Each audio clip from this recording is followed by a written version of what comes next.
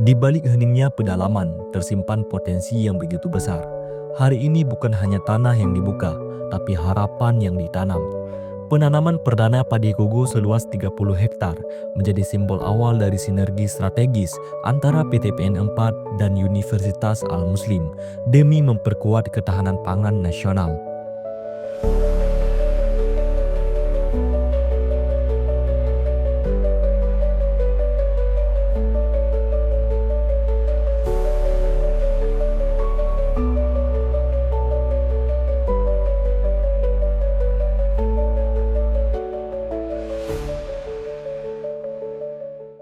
Ketahanan pangan bukan hanya isu pertanian, melainkan pilar utama kemandirian suatu bangsa.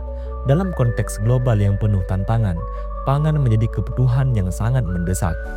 Padi gogo yang tumbuh pada lahan yang kering hadir sebagai solusi alternatif untuk membuka kawasan baru yang sebelumnya belum tergarap optimal. Kolaborasi antara BUMN dan institusi pendidikan tinggi menjadi kunci menggabungkan sumber daya, keilmuan, dan pengalaman lapangan secara terstruktur dan berkelanjutan. Kegiatan penanaman hari ini bukan sekedar seremoni. Ini adalah afirmasi komitmen nyata terhadap pembangunan sektor pertanian yang berbasis pada kolaborasi dan inovasi. Keterlibatan langsung mahasiswa dalam proses penanaman mencerminkan pendekatan transformatif pendidikan tinggi, membumi, berorientasi solusi, dan adaptasi terhadap realitas lokal. Sementara para petani menjadi aktor utama yang tidak hanya mengolah tanah, namun juga merawat masa depan pangan bangsa.